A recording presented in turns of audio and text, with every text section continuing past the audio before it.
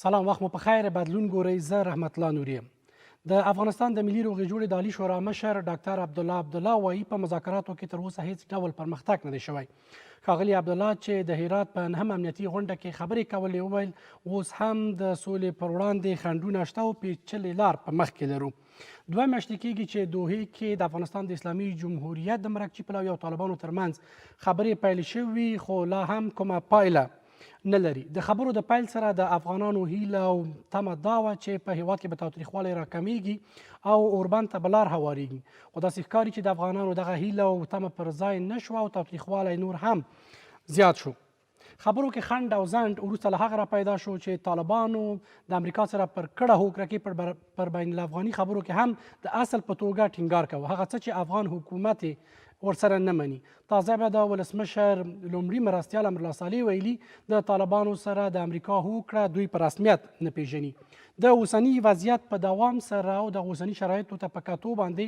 د مذاکراتو بهیر څه کیږي؟ افغان حکومت او د مصالحې عالي شورا څه پریکړه کوي؟ آیا مذاکره کوونکی پلاوی بیرته افغانستان ته راغواړي که مذاکراتو ته دوام ورکوي؟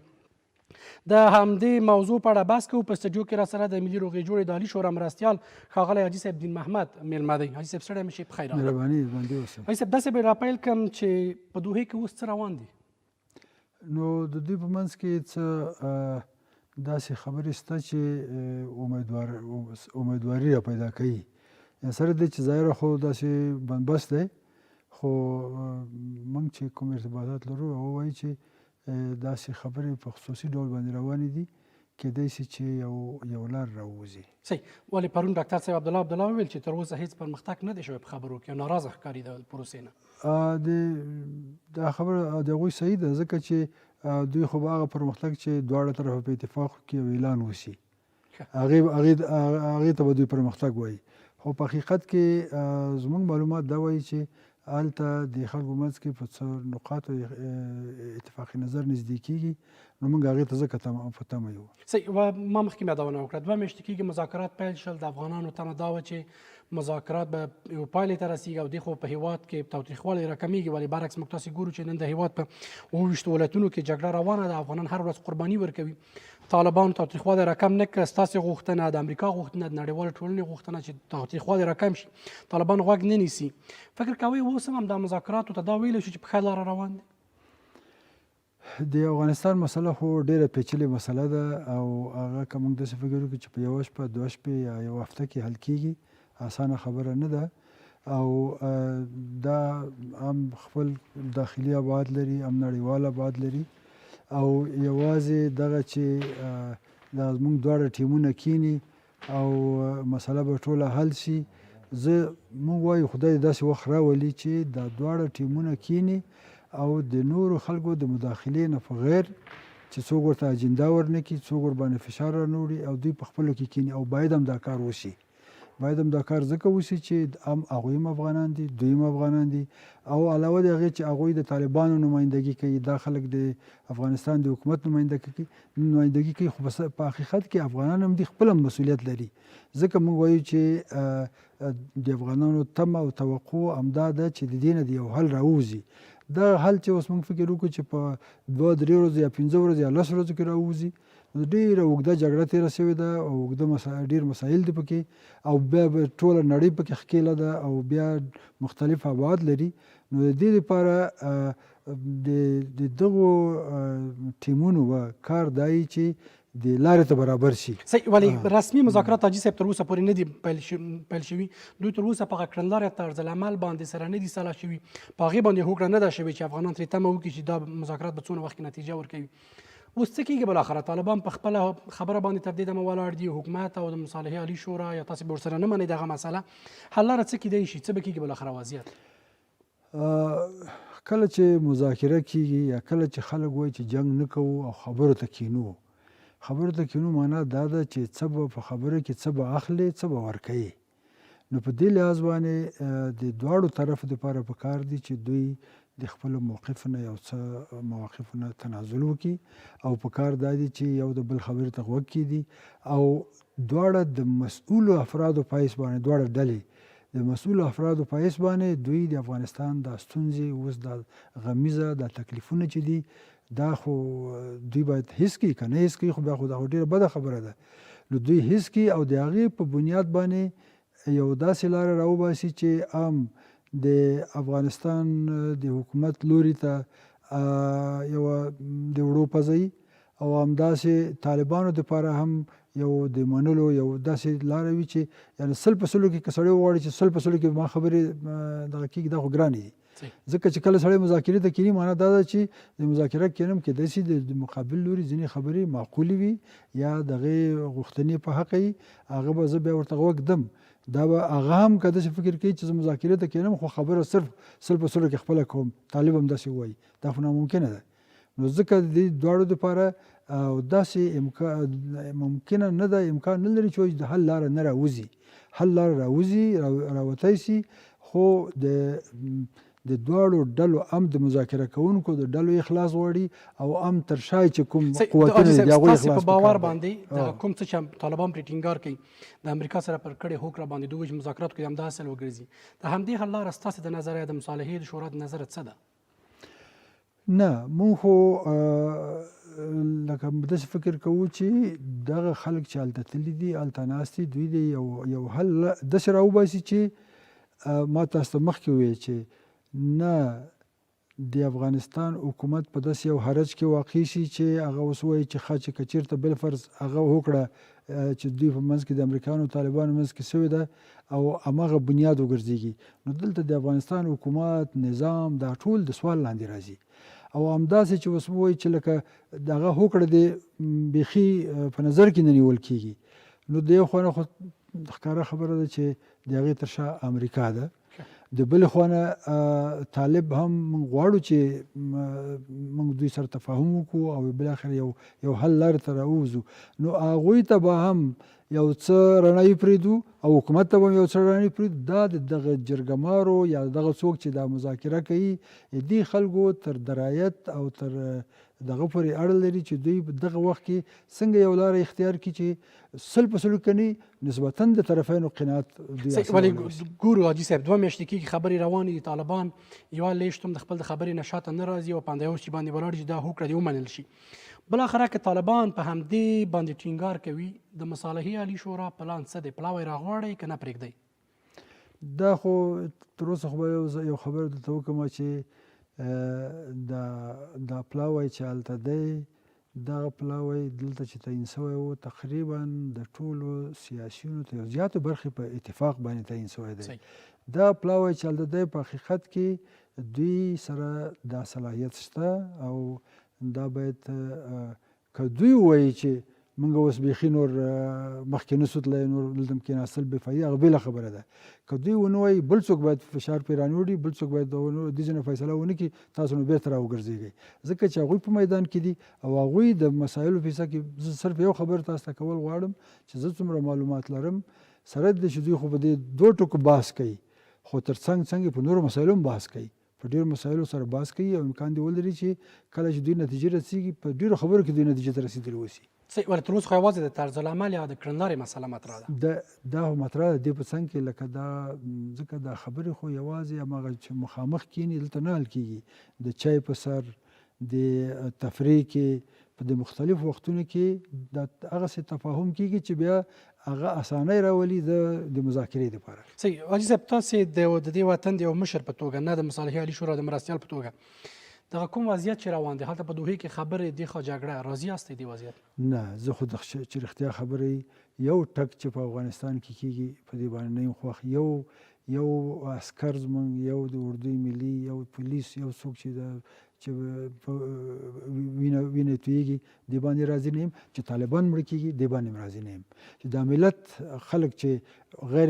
نظامي خلک دي دا خو په دې جنګونو په دې بمباریو په دې انفجاراتو په دې کې هغه هم ډېر مړه کېږي دا که په انفجار کې مړ کېږي پې خفه یو دا که په بمبارۍ کې په کورونو کې خلک مړه کېږي په دې باندې هم خفه یو نو ځکه موږ وایو چې دا وضعیت د دې نه دی چې موږ د پې راضي اوسېږو وضعیت دې دی چې دا موږ چې کومه خبره کوو زه یقین لرم چې دا د ټول ملت خبره ټول ملت دا خبره کوي چې دا جنګ دی دغسې ودرېږي ښه جنګ دی څنګه ودرېږي د دې دپاره که داسې ووایو چې طالبان دې وسله کېږدي تسلیم دې شي را دې شي خو بېله خبره ده که داسې نه وای نو د جنګ د بندېدو دپاره هم هغه لارې دې وسنجول سي چې په کومو لارو باندې د طرفینو د نسبي ممکن قناعت راتلی شي. مثلا هغه وایي چې که جنګ را باندې بند کړي نو بیا ته به خپل حکومت کوې، زه به دلته زما خلک به تیت شي. دا ښکاره خبره ده. او همداسې چې مثلا دلته دوی خلک وایي چې ښه نو دا مذاکراتو کې به ناست یو کوم حل به نه راوځي، دلته به جنګ روان وي. دواړه خبرې داسې دي چې داسې یو اطمینان دې لوري ته د افغانستان د حکومت دې لوري ته داسې یو اطمینان ورکوي چې سوله واقعي راځي، جنګ بندېږي یو. او همداسې طالبانو ته هم دا اطمینان ورکول سي چې نه، دا خبره نه ده چې موږ جنګ بندوو او نوره مسله هماسې پرېږدو. نه، مسله دا ده چې مسله حل خواته بیایو. نو دغه د حل خواته د بیولو دپاره هغوی ته هم اطمینان پکار دی، دوی ته هم اطمینان پکار دی. او زه یقین لرم چې دغه ناستو کې دوی ما مخکې داسې اورېدلي وو چې دوی لکه صرف د خبرو په وخت کې راسي کیني بیا سره بیل بیلي. زما تجویز دا و چې نه، دا د یو ځای شي، نږدې دي شي، دوی د یو ځای چای وخوري، ډوډۍ وخوري، تفریح کې دي وي په دا ټول ځایونو کې. ځکه خبرې اکثره په د لویو بینالمللي کنفرانسونو کې په لابیګانو کې د باندې په هغه یو پیاله چای څښي، په هغه پیاله چای په وخت کې خبره یو توافق ته سره ورسېږي، بیا راسي مجلس ته یې دغه کوي. دا صحیح د ټولو افغانانو تمه همدا ده چې یو څه پرمختګ به کېږي. ولې تاسې ګورئ همدغه 2 میاشتو موده کې تر اوسه دواړو پلوو چې په دوحې کې خبرې کوي، سره ناست دي، په هر که رسمي ناست یا غیر رسمي ناستې کوي، تر دې دمې یوه ګډه ژبه نه ده پیدا کړې چې افغانستان کې به د تاوتریخوالي یا د جګړې مسله څنګه کېږي. هېڅ صدقه او بلې برعکس تاسې ګورئ چې تاوتریخوالی ډېر شوی دی، او دې خوا د حکومت څرګندونې ګورئ چې وایي طالبان ملامت دي، هغه طالبان وایي نه حکومت ملامت دی. فکر کوئ همدغه وضعیت سولې ته موږ رسوي؟ نه، که چېرته داسې وي چې د طالبانو اراده دا وي چې صرف دا وخت به تېروو او اخوانه به جنګ ګرموو که نه، او بیا به په یا د دې لارې نه به په جنګ کې امتیازات، په مذاکره کې جنګ به تیزوو چې مذاکره کې امتیاز واخلو.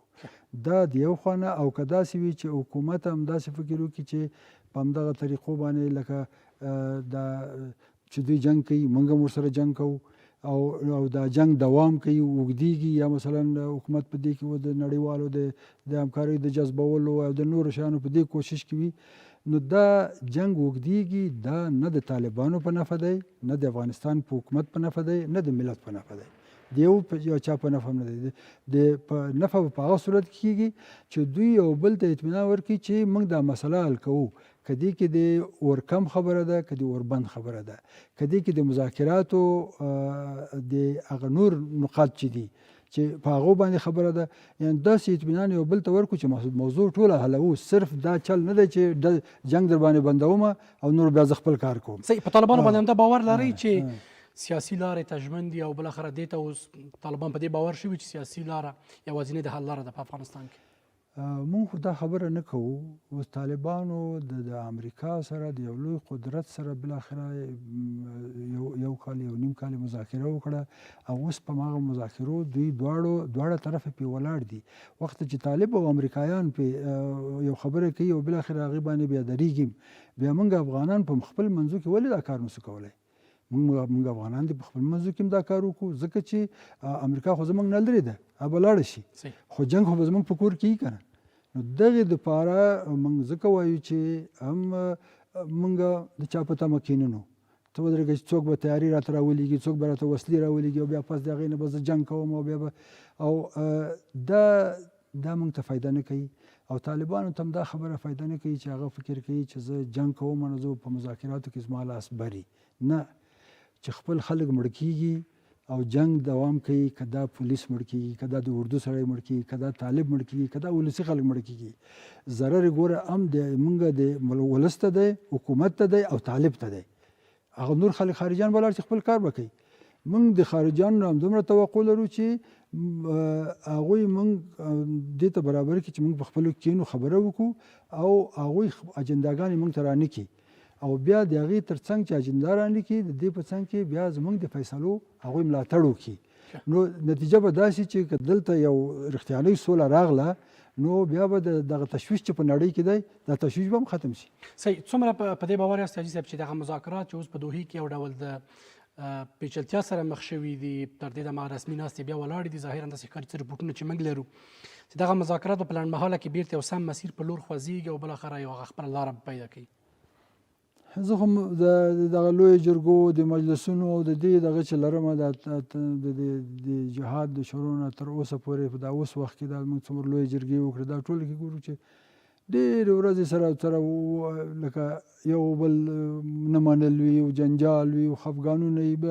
خو بالاخره یو نتیجه راوځي. نو په دې خبره باندې زه یقین لرم چې خبره تشریفاتي نه وي، خبره د بل چا په فشار باندې نه وي، او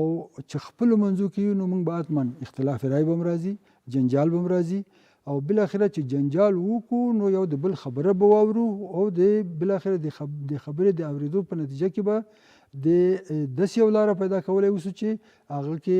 د طالب پردم راځي، د حکومت پردم راځي، د ولس پردم راځي. صحیح. هغه رپورټونه چې خپاره شوي بیا نو حاجي صاحب چې وایي افغان حکومت کیدای شي خپل د مرکچي پلاوی نه غوښتنه وکړي چې بیرته راشي کابل ته، دا رپورټونه ناسم دي او تاسې تر اوسه پورې داسې کومه پرېکړه نه ده کړې؟ تر اوسه داسې پرېکړه ما کړې خو نه ده، لا اورېدلې مې هم نه ده. ښه، یعنې مذاکرات به دوام پیدا کوي. مذاکرات به دوام کوي. صحیح. د بله مسله چې ویل کېږي د امریکا مسله، د امریکا د ملي امنیت پخواني سلاکار مکماستر ویلي چې امریکا د طالبانو سره لاس یو کړ تر څو د افغان دولت ضعیفه کړي او طالبانو ته امتیاز ورکړي. څومره د دې خبرې سره موافق یاست او یا فکر کوئ امریکا د افغان د سولې په اړه باندې په سمه لار روانه ده؟ په کار خو دا و چې امریکا د ټولو افغانانو سره یو ځای من حیث امریکا بحث کړی وای، خبره یې کړې وای، او دا که دلته حکومت و که طالبانو که د ملت او د ولس خلکو ښه خبره داسې راتله چې ټول یو ځای د هغه سره د طالبانو سره د امریکا سره بحث کړی وای، یعنی افغان طرف یو طرف وای او امریکا بل طرف وای. بیا د امریکا تشویش څه شی دی دې باندې هم فکر سوی و، او بیا د افغانانو غوښتنې څه شی دي دې باندې هم بحث و، یوازې امریکا نه بلکې ټول نړۍ سره نړیوالو سره په دې اساس باندې لکه دوی چې کوم کار وکړو خو لکه داسې طریقې وکړه چې د خپلو عسکرو د ویستلو یا د خپلو انتخاباتو د کمپاین دپاره یا نور، یا دا چې مثلا اقتصادي مشکلات یې زیات شي وو، یا دا چې نړۍ کې دوی د روسانو سره او د نورو ملکونو سره فیصلې کړې وي چې افغانستان نه به هم وځي، د عراق او سوریې نه به هم وځي، په هغې اساسو پر اساس چې و خو دوی دا فیصلې وکړې. ما ورته چې ښه فیصله خو هغه وای چې ټول طرفونه به دې کې په بحث کې وای او بالاخره موضوع ټوله حل شوې وای. ولې اوس هم چې موږ وایو چې دا څه چې سوي دي د دې نه استفاده پکار ده. یعنې امریکا د افغانانو په خیر باندې کار نه دی کړی؟ نو زه داسې فکر کوم چې هغه د خپلې ګټې سنجولې دي، خپل مشکلاتو خپل دغې سنجولې دي. موږ وایو چې د دغې نه د افغانانو دپاره څنګه یو استفاده وشي. بیا افغان حکومت پر حقه دی حاجي صاحب، تاسو چې کله وایي د امریکا خپل ګټې پاللي، بیا افغان حکومت پر حقه دی چې د امریکا او طالب هوکړه ونه مني؟ زه داسې وایم چې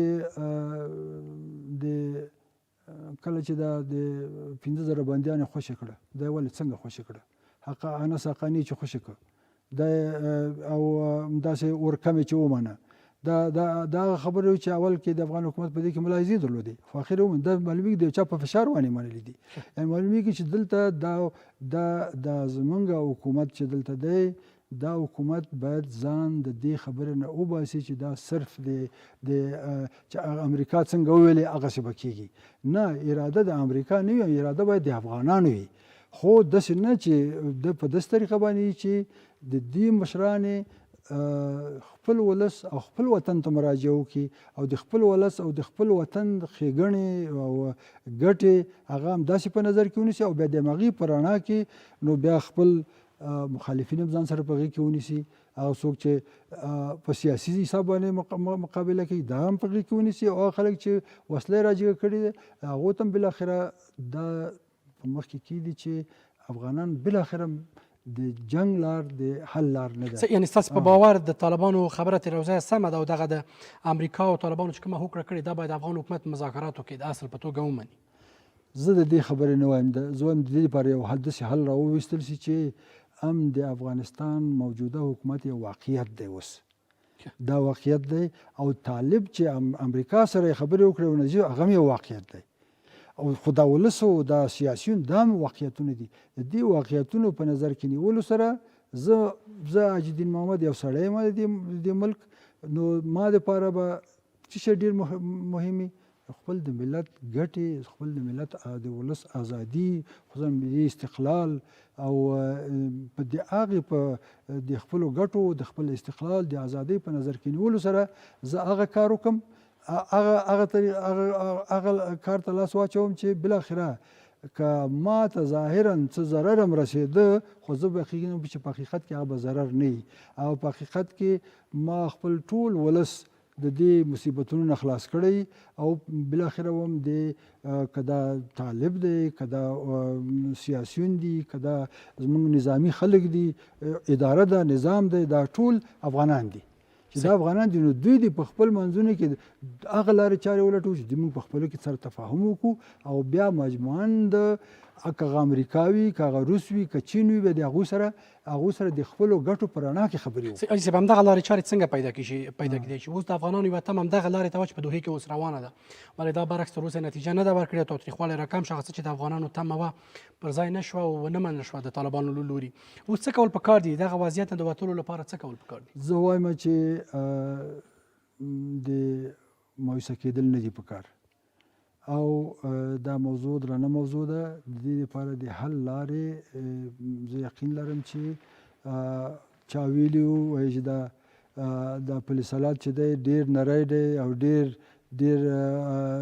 سخت دی په دې باندې تېرېدل. چا ویل چې سپین ږیري مشران یو لاره به ورته وباسي. نو مونږه چې هغه صاحب نظر خلک، هغه چې په اصطلاح د پوهه لري، تدبیر لري، حکمت لري، دا که په اقتدار کې دي، که د اقتدار نه د باندې دي، که مثلا په هر ځای کې دي، دې ورسره خبره پکار ده، او بالاخره د دغې بنبست نه د وتلو دپاره زه یقین لرم چې افغانان په خپلو کې کیني او حل لاره ویستلی شي. صحیح. څومره فکر کوئ دې ته اړتیا شته چې یو درېمګړی کس یا درېمګړی هیواد یا نهاد را پیدا شي په قطر کې د افغانستان د اسلامي جمهوریت او د طالبانو د مرکب طلاوي ترمنځ درېمګړتوب وکړي او درېمګړی شي تر څو دغه اوسني وضعیت د حل لاره پیدا شي؟ زه خو وایم چې که دا درېمګړي د ملت نه وي، خو بیا هم یو څه چې د ملت نه خلک وي که نه، بیا هم یو لار لري. او که دا د باندني ملکونه وي، هغو د همدومره وظیفه ولري چې اسانچاري وکړي، دوی دپاره اسانه کړي خبرې، او د دوی خبرې سره د دوی چې دوی څه وایي په هماغو باندې ورسره خبرې وکړي، په هغه کې د نږدېوالی راولي. ما درته ویلې که هر باندني ملکونه هغوی خپلې ګټې لري، د خپلو ګټو په حساب باندې هغوی بیا هېڅ امکان نه لري چې په اجنډا یا په موضوع کې د هغوی هغه خپلې غوښتنې شاملې نه وي، او همدغه شی دی چې موږ بیا خرابوي. صحیح. او حاجي صاحب راوشو دغه خپرونه به ورو راټوله کړو. د سنبلې په اتمه ولسمشر غني د ملي روغې جوړې د عالي شورا د غړو لست اعلان کړ. هغه څه چې د ډاکټر صاحب عبدالله لخوا رد شو، ویل چې دا د ملي روغې جوړې صلاحیت دی د توافقنامې پر اساس باندې. هغه غړي ونه منل شول. د مصالحې عالي شورا غړي ولې نه تکمیلېږي؟ نو زه خو چې ګورم پکار دا ده چې تکمیل شي، پکار دا ده چې د مصالحې عالي شورا یعنې خپل مجلسونه وکړي، او ځکه چې قرار همداسې و چې بیا به دا مذاکراتي ټیم به دوی ته راپور ورکوي، او بیا به دوی نه مشوره اخلي. خو لکه اوس د افغانستان کارونه ټول په بیړه دي، او نو هماغه ده چې تاسو ګورئ چې د مصالحې عالي شورا رئیس د قطر ته لاړ، قطر نه پاکستان ته لاړ، هند ته لاړ، ایران ته لاړ، ازبکستان ته لاړ، هغه ځای نه اوس راغی. نو په دې حساب باندې زه یقین لرم چې د لنډو ورځو کې به دا کار هم کوي. خو ښه خبره وه چې سوی وای، خو که نه دی سوی، دې معنا دا نه ده چې نو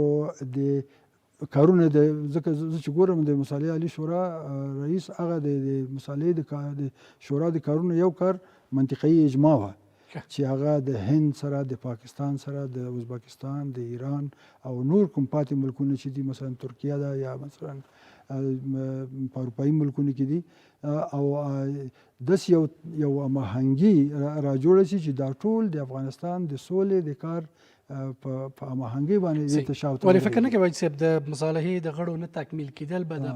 سولې پروسې یا د هیات دپاره چې تاسو یوه سیاسي عقبه یاستئ هغوی دپاره د مذاکرات چې پلاوي دپاره هغوی کار به له خنډ سره مخ کړي چې دې خو مصالحې عالي شورا نه وي تکمیل شوي؟ یاره زه خو فکر کوم د هغوی کار خو د خنډ سره نه مخامخ کېږي او هغوی خپل کار کوي او مثلا حکومت د خوا نه مشورې ورځي، د نورو خلکو د خوا نه هغوی د ډېر خلکو سره په ارتباط کې دي، مشورې ورته ورکول کېږي، هغه کار خو دې رواني هغه کار دې رواني او دلته دا د مصالحې شورا دې هم جوړه شي چې دا د هغې دپاره یو ښه کومکګر یا ممید راتلی شي. صحیح. د څومره د کارونه مخته لاړ دي او خلکو ته څه ژمنه ورکوي، څومره وخت کې به دا تکمیل شي؟ زه به داسې ووایم چې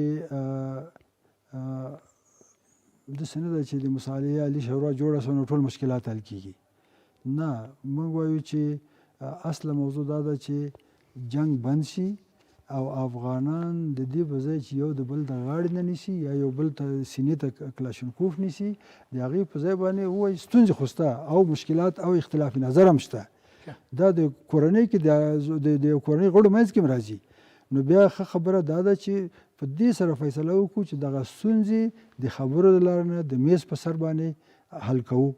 دغه غټ کار به همدا وي او د همدې دپاره بیا به ښه خبره دا وي چې د ټول خلک که دا د مصالحې عالي شورا وي که دا نور افغانان چې په شورا کې بیخي نه دي، خو دا ټوله وظیفه ده د سولې دپاره د سولې د راتلو دپاره څوک مشوره ورکولی شي، څوک نظر ورکولی شي، څوک پیژني هغه ته اطمینان ورکولی شي، دا ټول په دې برخه کې کار وکړي او بیا بالاخره که داسې یو وخت راځي چې مثلا دا خلک ګوري چې یو د طرفینو نه په داسې حال کې دی چې هغه صرف ځان غواړي نور څه نه غواړي، نو په هغه صورت کې بیا باید ټول ملت لاس یو کړي په یو ځای هغه طرف ته وایي چې دا مه کوه او کنی غیر د هغې نه بیا خو ټول سره خوږېږو، ټول ته تکلیف رسېږي. خو زه هم چې اوس له هغه ځای ته نه یو رسېدلي، اوس ښه خبره دا ده چې همدغه مذاکراتي ټیم دته که چې هر چا سره مشورې هغو ته مشورې ورکړي، ځکه دوی وټساپونه او تلیفونونه هر چا سره شته دي او هغو ته مشوره ورکړي او هغو هم تر اوسه پورې نه دي ویلي چې موږ مایوسه سوي یو. خیر اوسې، ډېره مننه. د افغانستان د ملي روغې جوړې د عالي شورا مرستیال ښاغلی حاجي صاحب دین محمد کور مدان، خیر اوسې چې بحث ته راغلی. او قدرمنو لیدونکو دغه بحث مو دوام لري. د خپرونې په دویمه برخه کې به راسره د ولسمشر سلاکار اغلې ملالۍ شینواري بحث وکړي. اوس وقفه.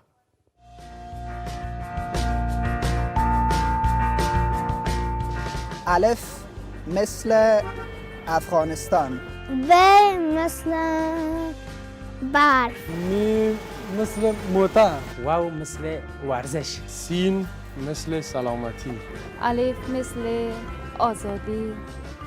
ت مثل تحصیل، میم مثل میوه، نون مثل نان، قاف مثل قابلی، میم مثل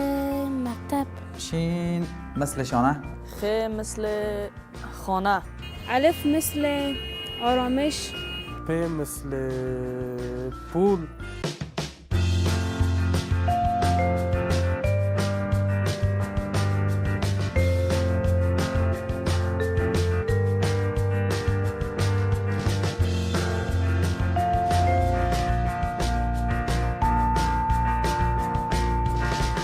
صاد مثل صلح، صاد مثل صلح، صاد مثل صلح، مثل صلح، صلح، صاد مثل صلح، صلح، صاد مثل صلح، صلح، فقط مثل صلح، صاد فقط مثل د خپرونې دوام بیا هم ښه راغلاست. شینواري صاحب ستړي مه شئ، پخیر راغلی. بسم الله الرحمن الرحیم. زما سلامونه او نیکې هیلې د تاسو ته ستاسو د تلویزیون درنو لیدونکو ته ورسیږي او د واورې ورښت دې په ټولو افغانانو باندې بختور. ډېره مننه کورودن. شینواري صاحب پر سوله باندې غږېدو. پرون د مصالحې او روغې جوړې عالي شورا مشر ډاکټر عبدالله وویل په هرات کې امنیتي غونډې ته چې په مذاکراتو کې هیڅ ډول پرمختګ نه دی راغلی، یعنې په یو ډول باندې ناراضه و. که ناراضي وي په سولې خبرو کې پرمختګ نشته، باید په دوحې کې افغان حکومت مرکچي پلاوی په څه باندې بوخت دی او مذاکرات دوام په څه معنا؟ زه خو فکر کړم چې که چېرته مرکچي پلاوی راشي او کابل ته راستون شي نو بیا به نیوکه دا چې دولت ګواکې نه غواړي چې د سولې په پروسه کې ګډون وکړي. د دولت د خلکو په وړاندې مسؤلیت لري او باید د سره د ټولو ناخوالو سره د دې چې شاید بنبستونه رامنځته شي بیا هم د سولې هلې ځلو ته دوام ورکړي. د سولې هیات به هلته په مختلفو مسایلو باندې سره منځ کې خبرې که سلا مشورې کاندي نو ځکه اول ته ایثار دی او نه غواړي چې اوس فعلا کابل ته راستون شي. صحیح، ولې خلک هماغسې تاسې ویلې دولت مسؤول دی د خلکو د امنیت لپاره، د خلکو ته آرامش راولي، امنیت راولي، او تاسې ګورئ چې جګړې په 27 ولایتونو کې روانې دي، د خلکو څخه هر ورځ قربانۍ اخلي. فکر کوئ همدغه د سولې یا د مذاکرې لار ده چې هاخوا دولت مذاکره وکړي د هغه چا سره چې دلته په 27 ولایتو کې جګړه پیل کړې، حال دا چې مخکې جګړه په 10 ولایتونو کې وه، اوس 27 ولایتونو ته وتلې ده، همدا د دولت تمه ده؟ نه، د دولت تمه خو نه ده، خو خبره دا ده چې ما تاسو ته ویل چې د دولت مسؤلیت دی چې د خلکو اندېښنې لرې کاندي او د دې د اندېښنو دپاره د دولت دې ته اړ ویستل شو چې د سولې په هغه پروسه کې چې ابتکار یې د امریکې په ګډون وکړه، ځکه سوله خپله یو مثبت ګام دی او هره پروسه ولو که شاید ډېر پکې لیواله هم نه اوسو، خو ګډون په دې د خاطر باندې کړو چې د خلکو غوښتنه سوله ده، د ولس غوښتنه سوله ده. اوس ګورئ زه تاسو ته دا وایم چې که چیرته دغه پروسه په خپله دولت یا افغانانو په مخ بیولې وی، نو لومړنۍ غوښتنه د افغانانو دا ده چې وړاندې د دې نه چې د سولې مذاکراتو ته لاړ شو باید اوربند شوی وی. په ټوله دنیا کې کله چې جګړې کې د سولې خبرې کیږي، لومړنی ګام چې پورته کیږي د ښه نیت په توګه هغه همدغه اوربند دی. ولې په افغانستان کې د اورکم خبره وشوه چې زه اول مخالفه هم د یوې افغانې په توګه، ځکه اور کم او زیات نه لري. که د زما په کور اور یو خدای مه کړه ستاسو، یعنې زموږ به زه فکر وکړم چې ستاسو په کور نه ویسي، دا زه نشم بیا منلی. همدغه رقم ولس هم دی. کم ولایت به موږ ووایو چې ځه پرېږده چې په دې ولایت کې د جګړې کې د نورو کې د نه نو دغسې مسایل ځکه مطرح شو چې د افغانانو د ګټو پر بنسټ باندې دا د سولې پروسه نه وه روانه، کومه چې خلیلزاد مخته بیا حکومت ولې غلی و، ولې دغه پروسس ښه ما تاسو ته ویله د دې دپاره چې ولس سولې ته اړتیا لري او هر ګام چې پورته کیږي د دې دپاره چې هغه ښه نیت ښکاره کاندي، ولس ته وښیي چې زه خو سوله غواړم، که ولو که زه پکې یعنې راضي یم که نه یم، ولې مجبوره یم چې ستاسو د خاطره چې که چیرته نه وی منلی نو بیا به د ولس ملامتیا ګوته په ده باندې وی. اوس ضرور دا ده چې حقایق چې کم څه دي هغه باید ولس ته نور هم برملا شي او بالاخره ولس په دې وپوهیږي چې ستونزه چېرته ده. ستونزه اصلا په دې کې ده د وړاندې نه چې دغه پروسه کې یوازې د امریکې ګټې په پام کې نیول شوې وي، د افغانانو ګټې نه وي پکې نیول شوې. او ښاغلي خلیلزاد به په وار وار دا خبره هم کړه چې زه د دې ضمانت نه کړم چې د دغې پروسې پایله به په آخر کې په افغانستان کې امن وي، یعنې دا خبره یې هم کړې ده. نو د وړاندې نه دا اټکل کېده چې د دې پروسې پایله د افغانانو په ګټه نه ده، ولې اوس افغانان کړی شي چې دغه پروسه د خپلو ګټو په محور راوڅرخوي، ځکه اوس افغانان هم په دې پوهېدلي دي چې ستونزه په کوم ځای کې ده. شینواري صاحب، دغه د امریکا خبره مو وکړه چې خلیلزاد یا امریکا خپله ګټو ته کار کوو. کله چې امریکا سره تاسې ستراتیژیک او امنیتي تړون لرئ او د طالبانو سره هلته هغوی خبرې کولې او دې خوا په دوحې کې چې کله امریکا او طالبانو د فبرورۍ په 29 هوکړه لاسلیک کوله، د یوه اونۍ لپاره تاوتریخوالی راکم شو، ټول خلک په دې پوهېږي. اوس ولې تاسې د یو ستراتیژیک ملګري په صفت باندې د امریکا د یخنه نه رانیسئ چې په طالبانو باندې فشار راوړي تر څو د تاوتریخوالی راکم کړي؟ موږ خو د یخن د نیولو مسله که شوه بیا خو ستراتیژیکې اړیکې نه شوې، بیا دښمني شوه، ځکه ډیپلوماتیک اړیکو کې څوک د یخن نه څوک نه شي رانیوی. څه چې تاسې ومنل موږ مجبوره وو، ځکه مجبوره یو چې موږ د یو جنګ ځپلي ولس خاوندان یو، هغه چې نور د جګړې نه ستړی دی. اما امریکا دا مجبوریت نه لري. ستونزه اوس دلته ده چې نه یوازې چې موږ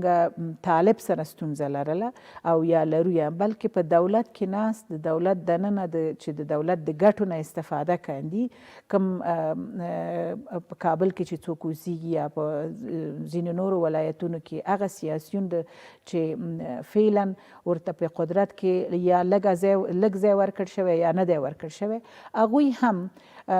زیات دا انتقاد کاوه چې که چېرته دولت ونه غواړي چې په دې پروسه کې شریک شي نو ګواکې دولت یا ولسمشر په قدرت مین دی د چوکۍ نه رالرې کیږي زه فکر کړم چې موږ د بیروني او دروني فشارونو د وجې نه مجبوره شو چې لاړ شو او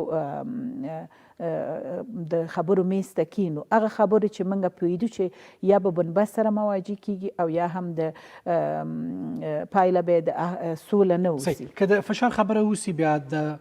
امریکا او طالبانو کړې هوکړه چې اوس طالبان پر مذاکراتو کې د اصل په توګه ټینګار کوي دا به هم در باندې ومنل شي که د فشار مسله وي هغه څه چې تاسې وایي البته دا خبره خو موږ د ولس خبرې فشار ګڼو نه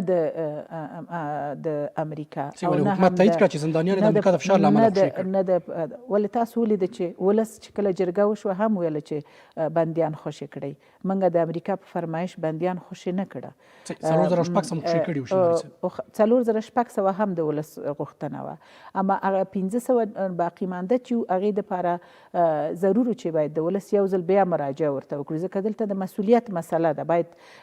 غاړه خلاصه کړو په ځینو مسایلو باندې اما اوس ګورئ اوس ټولو ته معلومه شوه چې ستونزه چیرته ده صحیح او دا د زندانیانو خبره مو وکړه کله چې 15000 زندانیان مو خوشې کړ هغه څه و چې د امریکا په هوکړه کې وو کله چې ټول شموله هیات سره خبرو پیل وه هغه څه و چې نن په دوحې کې روان یو په همغه هوکړه کې ذکر شوي وو ولې اوس هوکړه نه منئ د اصل په توګه ښه داسې خو نه ده چې موږ به د هر څه ټول منو ستونزه دلته دا ده چې که هر څه ومنو په دې معنا چې موږ په خپله هیڅ اراده نه لرو موږ هغه څه منو چې زموږ هم پکې ګټي زموږ د ولس پکې ګټي که د افغانانو ګټې په هغې کې نه وي خوندي که سوله د دغې پروسې پایله نه اوسي نو بیا موږ ولې ځانونه په زحمت بیا مذاکره په څه معنی څه چې غواړئ منئ څه چې نه غواړئ نه منئ مذاکره موږ د قدرت په سر د ویش مسلې باندې موږ بنبست ته نه یو رسېدلي بلکې موږ دې ته رسېدلي چې موږ هر څه کړو د افغانانو په توګه باید خپل اصول رامنځته کړو نه د امریکایانو سره چې کومه هوکړه د طالبانو شوې ده نو ضرور دا وه چې او حتی د قرآن او د حدیث مسله دولت راوړاندې کړه طالب مخته یې کېښوده چې د هغې نه دا ډېر مهم دی چې موږ د خپلو دیني اصولو په بنا باندې سولې ته لاړ شو نه د امریکا سره ستاسو د پرېکړې صحیح نه دلته د شینواري صاحب څومره طالبان په حق بولئ چې اوس راځي کله تاسې وایئ موږ د هوکړې هر څه نه منو چې څه په ګټه وي هغه منو خو څه چې د هغوی په ګټه دي بیا خو هغوی ته نو مذاکره په څه معنا شوه ګورئ ما تاسو ته وویله هوکړه زموږ ترمنځ نه ده شوې چې موږ مکلف اوسو چې ټول شیان یې ومنو زندانیان مو خوشې کړ زندانیان هم د دې دپاره خوشې کړه چې ولس وغوښته زندانیان هم د دې دپاره خوشې کړه چې په دننه په سیستم کې راته ناستو سیاسیونو ویل چې دولت نه غواړي چې سوله وکاندي د دې دپاره چې هغه خپل ښه نیت ښکاره کړو دا مکلفیت و زموږ چې موږ خپل ښه نیت ښکاره کړو اوس د سولې د پروسې د کامیابېدو دپاره یوازې یو اړخ مکلف نه وي که غواړو چې سولې ته ورسیږو باید جانبین د ښه نیت نښې او نښانې څرګندې کاندي طالب باید اوربند کړی وی دولت ورته اوربند ته حاضر و چې طالب سره اوربند وکړه ولې طالب حاضر نه دی تر ننه چې اوربند وکړه دا هغه څه دي چې اوس د ولس وار دا دی او ولس په وار د طالب نه دا هم غوښتنه وکړه او کاند یې لګیا دی چې موږ سوله غواړو اوربند غواړو تر هغې چې اوربند ونشي د سولې پروسه نشي کامیابه شینواري صاحب طالبانو هم دا خبره په کراتو باندې رد کړې ده چې د سولې نه مخکې اوربند کول غیر منطقي غوښتنه ده په کراتو هغه څه تاسو غوښتنه کړې نړیوالې ټولنې طالبان یې نه مني د حکومت پلان څه دی تر اوسه هم ځواکونه په دفاعي حالت کې دي ولې باید هر څه د طالبانو لخوا ومنل شي او همدارنګه هغه د مذاکرات دوام په دوحې کې په څه معنی دی چې دې خوا په 20 ولایتونو کې جګړه روانه ده او طالب نه مني چې حتی تاوتریخوالی راکم کړي ګورئ خبره دا ده چې دولت به اوس خپلې هلې ځلې کوي چې دا پروسه د خلکو د افغانانو په ګټه بیرته راوڅرخوي یوازې د امریکې ګټې پکې خوندي نشي یوازې د طالب فرمایشونه پکې پوره نشي که یوازې د طالب فرمایشي که د امریکې د لاسه کېدی نو دولت به ټول مکمل د طالب په لاس کې ورکړی وی او افغانستان به بیا په یو لاینحله حالت کې واقع کړی وی خو له نیکه مرغه چې داسې ونه شو. اوس د دولت وظیفه دا ده چې ومې ویل چې دا پروسه د افغاني ګټو په محور راوڅرخي یو او په څنګ کې خپلې ډیپلوماتیکې هلې ځلې هم وکړه. هغه څه چې کله چې د امریکایانو او د طالبانو د خبرو نتیجه نه ورکوله طالبانو امریکایان لاړه او د پاکستان سره خبرې وکړې او هغوی اړ ویسته چې راشي ورسره هوکړلیک امضا کاندي. همدغسې اوس تاسو ګورئ چې عمران خان را روان دی او موږ غواړو چې دغه فشار چې پوخا په طالبانو باندې راوستل شوی بیا هم راوستل شي چې دا مسله د بنبست نه وځي. مسله دا وه چې امریکا فشار راوړي پر پاکستان باندې تر څو په طالبانو فشار راوړي. تاسو څه ګزینه لرئ په پاکستان باندې؟ اوس خو تاسو ګورئ چې هغه څوک چې دغه پروسې مخته وړه هغه ټرمپ اوس نشته دی او شته دی تر اوسه پورې هم لا په واک کې دی اما داسې ښکاري چې انتخابات یې نه دي ګټلي او دا پروسه هم تر ډیره بریده د هغه د انتخاباتي پروسې یوه برخه وه. نو اوس خو خبره بالکل سرچپه شوې. تاسو ګورئ چې فرانسه غږ کاندي چې دا پروسه باید داسې مخته لاړه نشي. د طالبانو ته ډیر پرستیج ورکول ډیر نازولې د هغوی د دې سبب وګرځي چې نن په افغانستان کې په ګوټ ګوټ کې جګړه لا توده شي. نو داسې نه ده چې افغانان یا د افغان دولت چوپه خوله ناست دی غږ نه کاندي. دې کې هغه ولسونه هم اوس همغږي دي کوم چې اوس د جګړې په اور کې لا اور ورباندې تود شوی سوځي. نو طبعا چې دا ما وویل چې د افغان دولت وظیفه دا ده چې هم ډیپلوماتیک هلې ځلې وکاندي هم ورسره څنګ ته خپل نظامي هلې ځلو ته زیاتوالی ورکړي. صحیح که همدغه مسله طالبانو له لورې دوام کوي او دوی ټینګار کوي چې دا هوکړه دې ومنل شي څه کوئ؟ پلاوی راغواړئ بېرته ځواکونه موزي تعرضي حالت تر دې دمه خو کوم داسې یو شی نه تر سترګو کېږي چې موږ به بېرته پلاوی راغواړو. سوله حوصلې ته ضرورت لري. موږ به اوس دغه پروسې باندې لا فکر کړو چې څنګه کړی شو چې بریالی یې کړو او د کومو لارو نه طالب دې ته اړیستی شو چې واقعي سولې ته غاړه کېږدي. صحیح. ولې په 2 میاشتو کې ظاهرا دغه مسله تر دې دمه ناکامه ښکاري. ولسمشر غني وایي طالبان سوله نه غواړي، صالح صاحب وایي طالبان سوله نه غواړي، حتی د کابل بریج وایي طالبانو کړی دی. په دغسې مسلې کې چې پوهېږئ سوله نه غواړي مذاکرات ولې ورسره کوئ؟ ولې امریکا ورسره وکړی 2 کاله نږدې ورسره طالبانو سره مذاکرات وکړل. یو ځای کې په بنبست سره مواجه شو. کله چې دوی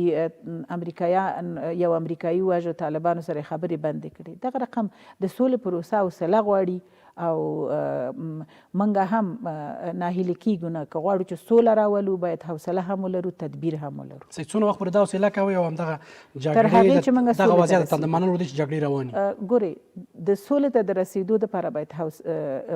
زموږ حوصله باید بېسارې او لایتناهي اوسي. ځکه که جګړه وکړو د جګړې پایله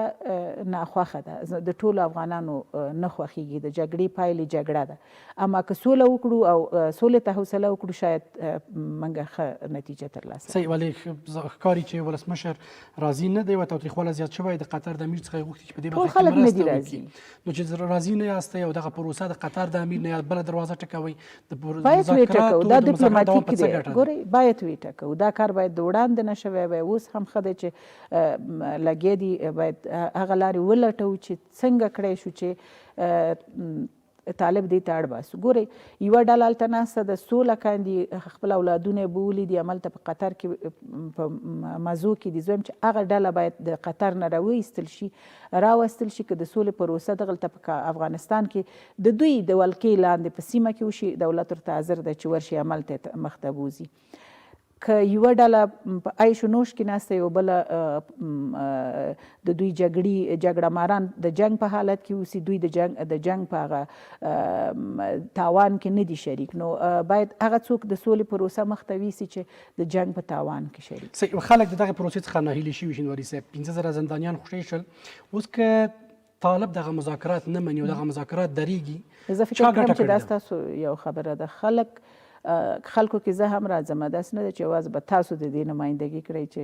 خلک کابل پوهنتون باندې تاسو شعارونه ولیدل چې لیکلي یوازې یو څو کسه به وي نو داسې نه ده چې ټول خلک ناهیلي شوي دي زه فکر کړم چې داسې په قطعي توګه د خلکو استازیتوب نه زه کړی شم نه تاسو کړی شئ زه د یو ډلې یا یو فکر خاونده یم تاسو د بل فکر او د بلې ډلې خاوندان یاستئ دلته به ځینې کسان د لومړي سره د سولې مخالف او شاید تر دې وروسته هم مخالف پاتې شي ولې ناهیلیتوب نه دی بلکې یو څه ټکنیتوب شته دی او زه فکر کړم چې آخر به بالاخره به نتیجه یعنی ستاسو په باور چې د ولسمشر سلاکار یاستئ هغه څه چې په تخار کې تېر شول یا اوس په 20 ولایتونو کې جګړه ده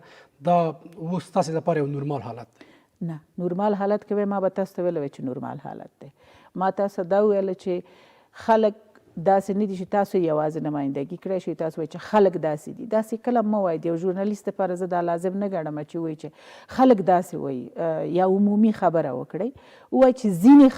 ځینې خلک شاید مخالف اوسي ځینې خلک لا هم هیله دي او موږ باید هغه هیلو ته دوام ورکړو صحیح د همدا اوسني وضعیت نه ستاسې د حکومت په استازیتوب ستاسو تعریف څه دی اوسنی حالت دا ده چې ناسمه پروسه مخته لاړه او په دې ناسمې پروسې په نتیجه کې د دې په ځای چې اوربند شوی وی د سولې په مذاکراتو ته لاړو چې موږ دا وړاندوینه له وړاندې نه کړې وه چې د دې جګړې زیاتوالي یا د اوج نقطه به همدا وي چې کله موږ مذاکراتو ته ځو او اوربند نه کړو صحیح د حکومت موجودیت کې دا پروسه ناسمه مخته لاړه د حکومت په موجودیت کې ځکه ناسمه مخته لاړه چې طالبانو د امریکایانو سره خبرې لومړیتوب ورته ورکړ نه دولت سره صحیح ولې تاسې د هغې هوکړې نه خبر وئ چې اوس علي صاحب وایي په رسمیت یې نه پېژنو هغه وخت مو منله اوس یې نه منئ موږ خو ورسره نه ده منلې موږ خو څه امضا ورسره نه ده کړې هغه خو ورسره طالبانو کړې ده نو بیا په موږ ولې باندې رسمیت وپېژنو صحیح طالبانو تاسو سره خبرې نه وې پیل کړې زه بیا د زندانیانو خبره کوم ولې مو موږ سره چې کومه موږ د هغه اړیکو په بنا باندې د هغه ستراتیژیکو اړیکو په بنا باندې دغه پروسې ته د دوی د 1500 زندانیان یا 15000 زندانیان راخوشي کړه کم چې موږ ورسره د امریکې سره دا تړون لرل موږ د هغوی په دوستۍ باندې شک نه کړ ځکه موږ سره دا ملګرتیا وکړه اما د دې نتیجه مثبته نه وه بلکې په افغانستان کې جګړې ته دوام ورکړ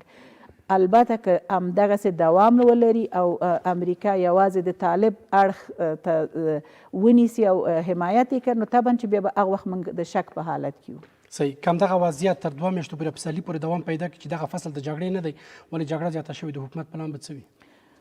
د حکومت پلان همدا اوس هم تاسو ګورئ چې ارغنداب او په ځینو سیمو کې جګړه مهار کړه په هلمند کې هم همدا رقم او د طالب به هم زور همدا چې خپل آخري زورونه ووهي خو زه هیله یم چې پایله به دا وي چې نړیوال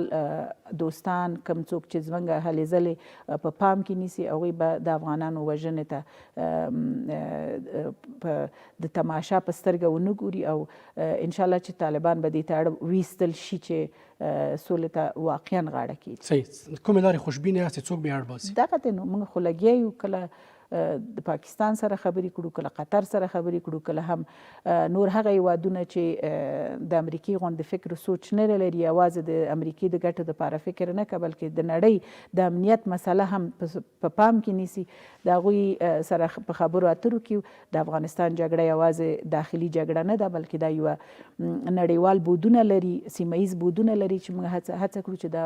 بودونه په پام کې ونیسو او دننه په افغانستان کې هم که چېرته موږ کمې لانجې یا ستونزې لرو د هغې د هوارۍ دپاره هم باید چټک ګامونه پورته شي دې باندې لګیا صحیح خیر اوسې کورودان د ولسمشر سلاکار اغلې ملالۍ شینوارې کورمدان چې سټډیو ته مو تشریف راوړ او ستاسې د هم کورودان وي چې بحث مو راسره وکړه تر بیا ښې چارې